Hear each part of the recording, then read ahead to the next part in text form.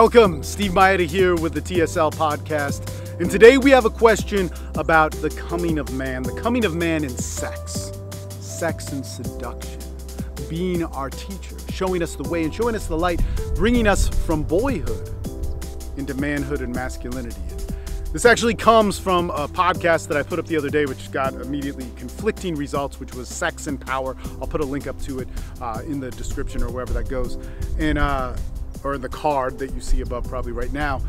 But when it comes to sex, we all want the best, right? When it comes to our life as men, when it comes to developing as a man, we believe in that we want the best for ourselves. We want the best, whatever ways we see it, through our body, our mind, through our viewpoints, our focus, our purpose, all these different things which move into these unique expressions of masculinity that we all have. And this is one of the beauties of what we have here. And definitely, guys, gentlemen, we literally have one of the best men's groups in the world.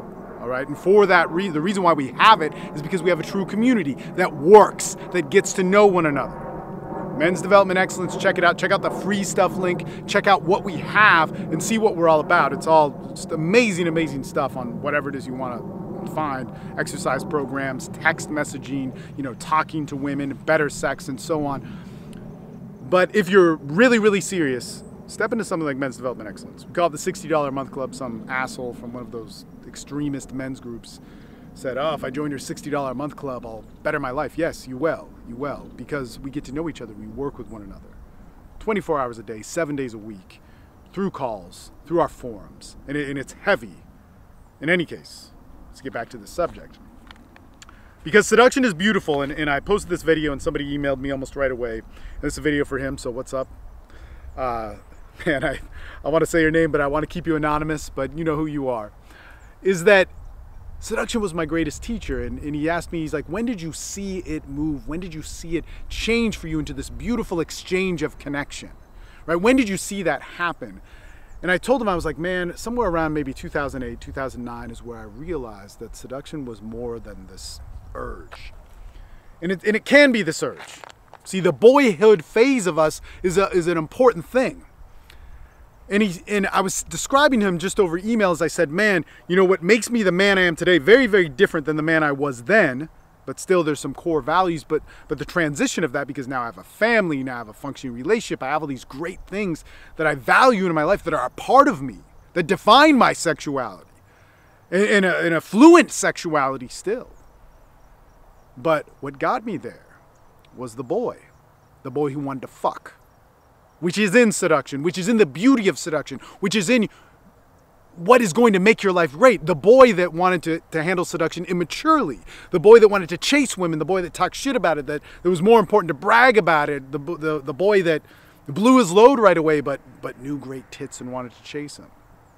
See, and there was a part of that didn't work for me. And see, this is where you need to know as a man, where you need to know as a young man who's on this journey, is that seduction makes you want to chase. All the pickup stuff, there's a truth to it, but it stops. I don't see enough men growing in it, which is, again, it's like, I call myself plain Steve. I'm plain old Steve. I got a family, a house, 2 dogs. I have 4 kids.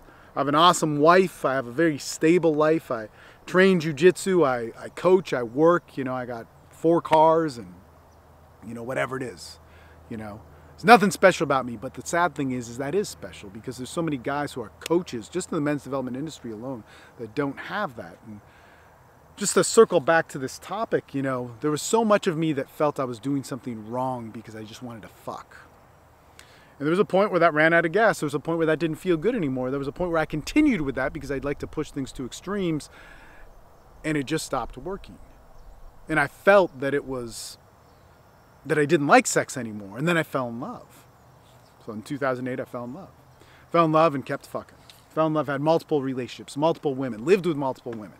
Lived with multiple women separately, however that works, but it did happen. Had a house in Fort Worth, had a house in Dallas, had a place in Austin, had places all over, had places in Brazil, had places in Spain, had places in Paris where, there were women. All while I had the one love, one of the loves of my life, man. Amazing woman. And in that is where I learned seduction. That's where I learned the beauty, the depth of this. That there was a truth that we had in all of this. It was so fucking amazing, man. That fed us, that fueled us in so many different ways. That it opened up our minds. That it opened up my best self. That when I fucked, when I fucked like this, when I fucked and made love, when I fucked and fell into beauty, when I fucked and became weaker, it made me stronger because it opened up my mind, it relaxed me, and it moved me into this value of connection and this thing where I didn't divide men and women, and where it was like, man, at that time, especially 2008, 2010, man, entered into my first big dispute with my baby mama, and then 2012, a major one, and all this sex, all this philosophy of connection, all this connecting with other women, seeing the best in women made me see the best in that. A lot of reasons to hate. Still do. A lot of reasons to hate women. We always do, right? But it relaxed me because there was always a time where I could see the truth. It's like you walk out in nature. It's not going to change much. Our perspective can change about nature. Our viewpoint can change about nature. But man, our perspective can change way more when we're in the city. When we're influenced by other man-made concepts, thoughts, ideologies, and so on. We can always have an opinion about that. But when it comes down to nature, man, sure, we can get a different perspective, but it stays the same. It's generally pretty consistent. There's 4 seasons, there's different types of terrain, there's different types of things that happen, but man, it's a beauty that comes from that. It's amazing. It's fucking amazing. When you're in between a woman's legs, all women are different. They're all different. They all have their own different face of seduction. They have their own beauty to offer you. But there's something that's so feminine and core that completes the masculine. And what the Sex and Power video was about is that we're getting too much into like what men are about, what women are about, and we divide, man. It just fucks everything up. I don't know too many feminists that are hardcore feminists that have good sex lives. Let alone, I don't know too many hardcore men's rights activists that have good sex lives. But every man and every woman who's in their right state of mind does think, man, I want to do something better to be more of a man, more of a woman. Like, I get it. If I were a woman, I'd be a feminist, not just some dumb extremist one, but, whatever. I'd be one that cared about what it meant to be a woman. That's great. That's beautiful. And so this is where seduction came into play.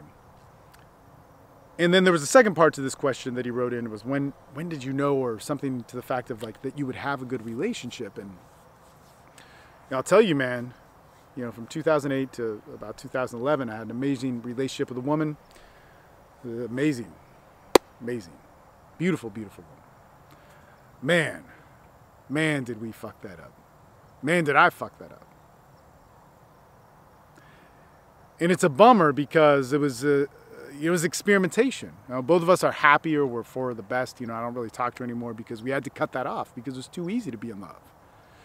But the thing about that was those mistakes didn't go unseen. Because as I entered my relationship with Maria, I cut a lot of that shit out of my life. It gave me a perspective.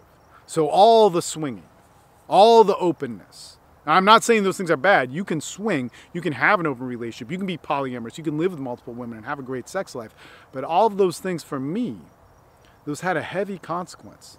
They took one of the best women that I know and the best version of myself that she brought out of me, and it turned it into contempt for each other. And so I don't want to do that. And so what moved me into the discipline of a relationship, like, a lot of people ask me this who are big-time players, because that is me, is like, how can I be monogamous? I say, man, it's not about monogamy. It's not even about monogamy for me. For the first 2 years of my relationship with Maria, it was, because I had to force myself to do it. And I didn't think I would do it for almost every day for 18 months, and then I just stopped thinking about it. But now it's not about monogamy. I don't even care. If we wanted to open up, we could, and it would add a lot of tension to our relationship in those ways. But it's about who am I and what do I decide now?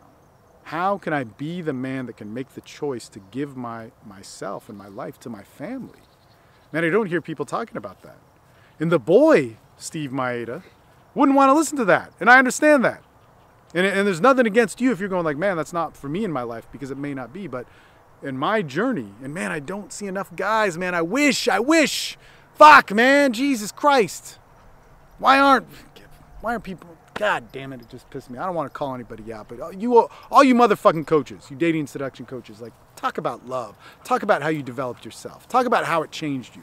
You know who I do hear? I hear Hans Komain talking about it. I've heard Zan talk about it. I've heard Hypnotica talk about it. But other than that, I don't hear enough because, man, like the part of me that decides every day what's best for my family, what's best for me, what's best for my wife, what's best for my kids, what's best for, you know, the surroundings in my life, my business and all these things is so cherished and so important. And that was shaped out of pain. That was shaped out of terrible, terrible mistakes that I made that had heavy consequences. And they weren't mistakes because they were expressions and they were misinterpretations. And I don't hold that shit over my head. But God, man, some of the things that I thought, you know, 5, 6, 7, 8 years ago when it came to sex don't work now in my life. But I exhausted those expressions. You know, the boy turned into a teenager, turned into a young adult, that turned into an adult. And all those things had to happen for me sexually, and I don't see enough people doing that. And when we build that dialogue, a different dialogue happens, man. A beautiful dialogue happens. A beautiful dialogue of men. If you want to be a part of that, guys, check it out. Check out Men's Development Excellence. Check out TSL Online. Check out our memberships, but you don't have to buy anything. Check out our free stuff. If you want to learn the best ways to meet and talk to women, Instant Connection is for free on the free stuff link. If you want to do some of our body weight workouts, the Fat Dad workouts, free on the free stuff link. If you want to learn how to text message, if you want to learn how to get sexual, free on the free stuff link. If you want to tap into the primal drive, what we believe in our overall philosophy of masculinity and how we tap into purpose and focus, free on the free stuff link. Tons of stuff there.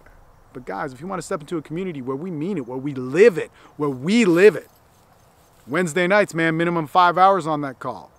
Saturdays, minimum 5 hours on that call. Sundays, minimum 12 hours on that call. And then there's other different customized calls that we have where we unify as groups. Where 24 hours a day, you can pop on our Facebook groups and get immediate support from a guy who's been there. There's multiple men who've walked in your shoes. I don't care if you're in Denmark, if you're in Brisbane, Australia. They'll pick up the phone, they'll call you on Skype, WhatsApp, whatever. And it's just such a beautiful community. That's what masculinity is about. That's what sex is about. That's what working on yourself is about. In any case, the sunlight's going. I'm running out of light here. And I'll talk to you guys soon. Peace. Check out these videos.